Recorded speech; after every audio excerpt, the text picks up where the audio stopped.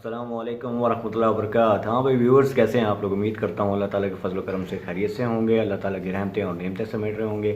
अल्लाह ताला आपके जान और माल की हिफाजत फरमाए और आपको सदा खुश रखे, आमीन।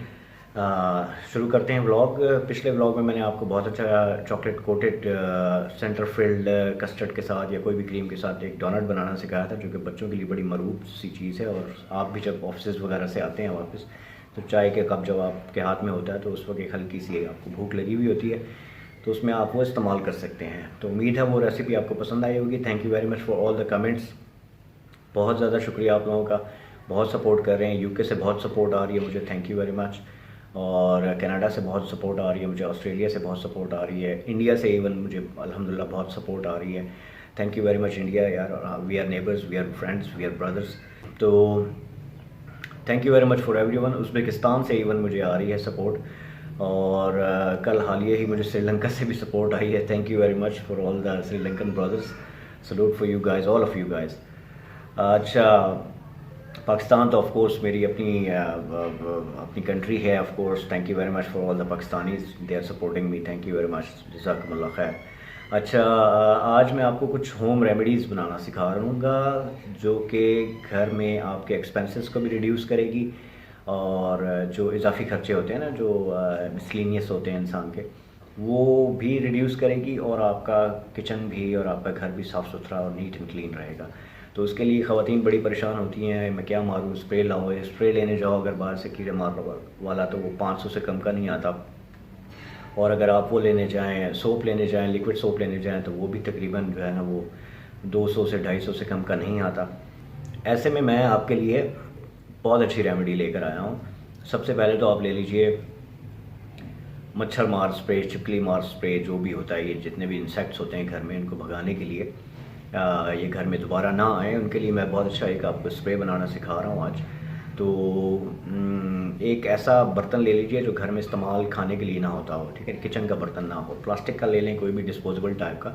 उसमें आपने हथौड़ी से, किसी और चीज़ से नहीं, हथौड़ी से या किसी पत्थर से आपने वो काफूर की गोलियाँ ले लेनी हैं, बाज़ार से मिल जाती हैं, ठीक है ना, फ़िनाइल जिसको बोलते हैं, फ़िनाइल की गोलियाँ, वो ले लेनी है। तकरीबन एक पैकेट आपने वो लेना है, वो आपने पीस लेना अच्छी तरह से, ठीक है। और इसी दौरानी में आपने एक पैन में 1 गिलास पानी जो है वो गर्म होने के लिए रख देना है, उसमें 4 अदद लौंग डाल देने हैं, ठीक है। और ये आपने पीस लिया, पीस के आपने उसमें बॉल में या जिसमें भी, जो भी डिस्पोजेबल आपने डब्बा लिया है, उसमें कन्वर्ट करें उसको, काफूर को। उसके बाद उसमें 1 चम्मच काला नमक डाल दें, लाहौरी नमक जिसको हम लोग बोलते हैं। उसके बाद सफ़ेद सोडा, जो खाने वाला सोडा होता है, वो आप डाल दें उसके अंदर, ठीक है। और उसके बाद 3 टेबल स्पून जो है वो सिरके के डाल दें उसके अंदर, और 1 टेबल स्पून जो है वो आप थोड़ा सा, यानी कि डिटॉल घर में, हर घर में होता है, वो डाल दीजिए उसमें, ठीक है ना। इन्हें अच्छी तरह से आप मिक्स कर लीजिए। वो जो पानी आपने गर्म किया है वो आपने उसमें डाल देना है, ठीक हो गया। ये आपने पानी डाला, उसको अच्छी तरह से किसी स्टिक, कोई स्टिक डिस्पोजेबल ले लीजिए, कोई भी ऐसी चीज़ ले लीजिए जो कि इस्तेमाल ना होती हो खाने में, वो उससे आपने उसे घोल लेना है, ठीक है, अच्छी तरह से घोल लेना है। घोलने के बाद कोई भी कफ़गीर होता है जिससे बॉटल में ट्रांसफ़र किया जाता है लिक्विड को, वो छान कर आपने कोई भी ऐसा दुपट्टा ले लीजिए, कोई ऐसी छन्नी जो इस्तेमाल करते हैं नहीं हैं आप घर में, वो आपने इस्तेमाल करनी है, ठीक है ना। यानी किसी न किसी तरह से आप उसको छान लीजिए, लेकिन कोशिश कीजिएगा कि वो बर्तन इस्तेमाल करें जो खाने में इस्तेमाल ना होते हों। तो या फिर अगर आपने इस्तेमाल कर ही लिया तो उसको बहुत अच्छी तरह से स्टीम वॉश कर लीजिएगा, यानी कि गर्म पानी में बॉईल करके उसे वॉश कर लीजिएगा। तो वो आपने ट्रांसफ़र कर लिया, और लीजिए आपके इंसेक्ट्स आपसे दूर, ठीक हो गया। अब आप इसे जहाँ भी स्प्रे करेंगे, जहाँ भी मक्खी हो, या आपको पता लगता हो कि ज़रा यहाँ से मक्खी आती है या वहाँ से मक्खी आती है, तो वो कीड़े, छिपकलियाँ और हशरात अल अर्थ जो हैं वो घर में इंटर नहीं होंगे, ठीक हो गया। इसे आप अपने बेसन के नीचे मारिए, बेसन जो वॉशिंग बेसन होते हैं, जहाँ पे भी सीलन वाला काम होता है, सीलन जहाँ लगने का ख़तरा होता है कि यार यहाँ पे नमी है थोड़ी सी, वहाँ पर आपने उसको स्प्रे कर देना है, ठीक हो गया। कॉर्नर्स पे कर दीजिए, जितने भी कबर्ड वगैरह, जो आपके फ्रिज पड़े हुए हैं, ओवन पड़े हुए हैं, माइक्रोवेव, ये वो XYZ जो गैस ओवन पड़े हुए हैं, उन्हें हटाकर, कोई शेल्फ पड़ा हुआ है, कोई काउंटर पड़ा हुआ है, उन्हें हटाकर आपने उसके पीछे वो स्प्रे कर देना है। उन्हें आपने हटाकर स्प्रे कर दिया पीछे, अब आपके पास ये चीज़ें नहीं आएंगी, ठीक हो गया ना। अच्छा, एक और रेमेडी बहुत सादा सी है जो कॉकरोचेस के लिए है। कॉकरोचेस जिस घर में ज़्यादा हैं उस घर में आपने कुछ भी नहीं करना, सिर्फ थोड़ा सा आटा लेना है, आधे पेड़े का आटा लेना है, जो एक अमूमन जो एक रोटी के लिए इस्तेमाल होता है पेड़ा, उसका आधा पेड़ा जो है ना वो आपने आटे का लेना है, गूंधा हुआ आटा। उसमें बोरिक एसिड बाज़ार से ले आएगा, किसी भी स्पोर्ट्स शॉप से मिल जाता है, किसी पंसारी के पास से मिल जाएगा एक पैकेट छोटा सा।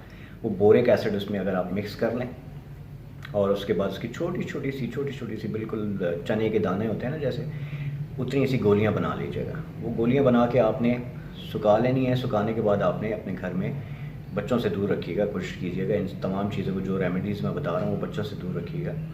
तो ये आपने बिल्कुल कोनों कुदरों में फेंक देनी है, शेल्फ़ों पे फेंक देनी है, जहाँ जहाँ कॉकरोचेज़ आपको लगता है कि ज़्यादा हैं, वहाँ जहाँ ख़तरा है या जहाँ खदशा है आपको कि वहाँ पर कॉकरोचेज़ जो है ना वो अपनी अपनी बना रहे हैं, तो ऐसे में फिर आप वहाँ पर ये गोलियाँ 4-5 डाल दीजिए, ठीक है ना। ये तकरीबन आधे पेड़े से आपकी तकरीबन 50 एक गोलियाँ बन जाएंगी आराम से, छोटी छोटी सी।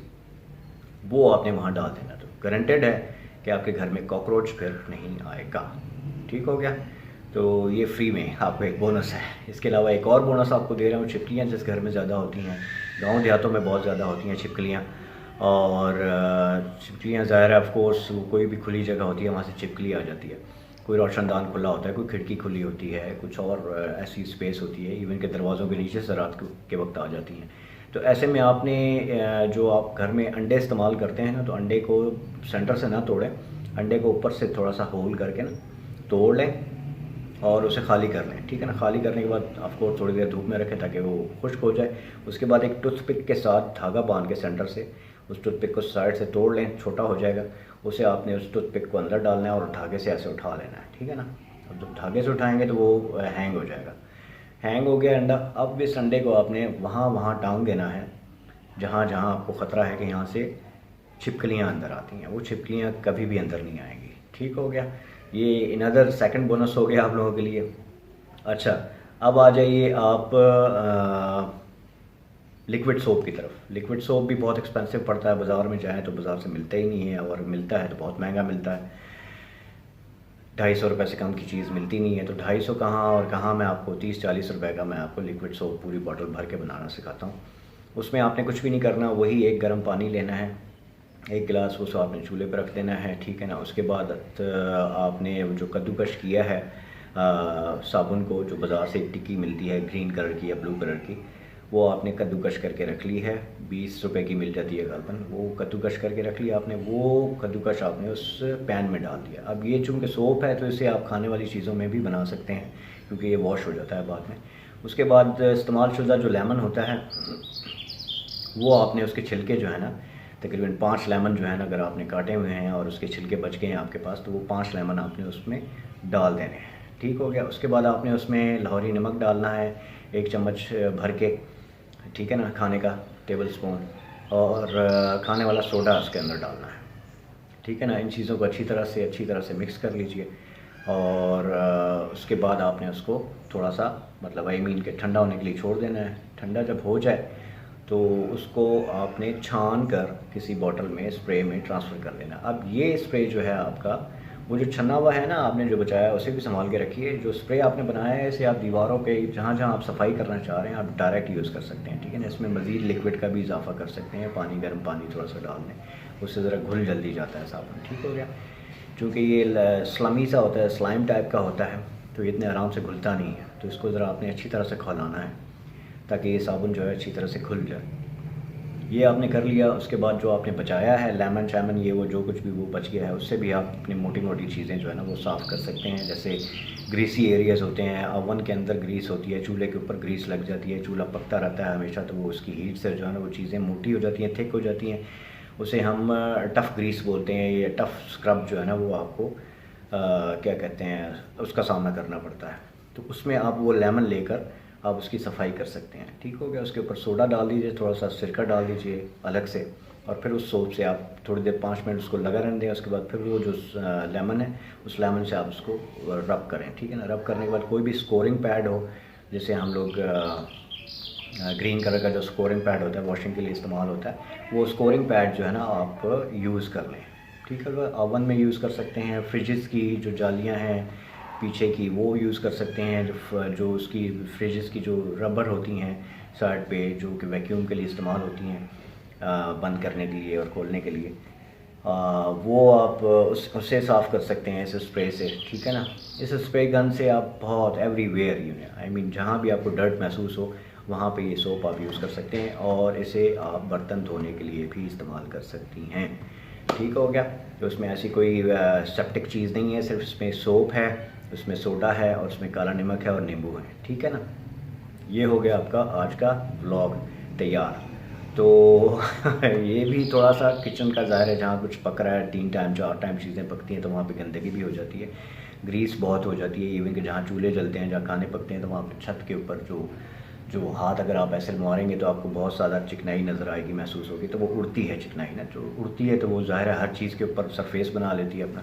तो उस सरफेस को स्कोरिंग पैड पे वो थोड़ा सा स्प्रे करके आप आराम से साफ़ कर सकते हैं। तो ये लिक्विड सोप आपको बहुत चीप पड़ रहा है और घर का बना हुआ है। इसमें कोई शायबा नहीं कि आपके हाथ ख़राब हो जाएंगे या कुछ हो जाएगा, आपको कुछ भी नहीं होगा।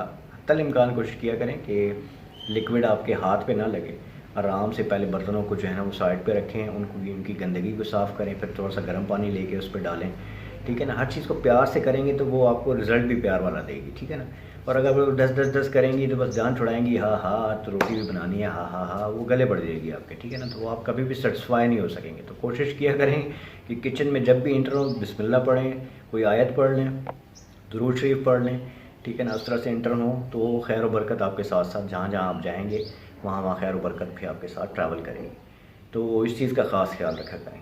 तो जमील अहमद को इजाज़त दीजिए। आज कोई खाना वाना नहीं था आज, बल्कि खाने के लिए जो सफाइयाँ थी वो थी। तो छिपकली नहीं आएगी आपके घर में, मच्छर मक्खी नहीं आएगा, कोई हशरातल अर्द नहीं आएगा आपके घर में, और आपकी चीज़ें भी चम चम चम करेंगी। जाने से पहले लाइक शेयर एंड सब्सक्राइब लाजमी कर दीजिएगा। ऑफ कोर्स ये एक छोटा सा इनाम होता है आप लोगों की तरफ से मुझे, और मेरी हौसला अफजाई होती है।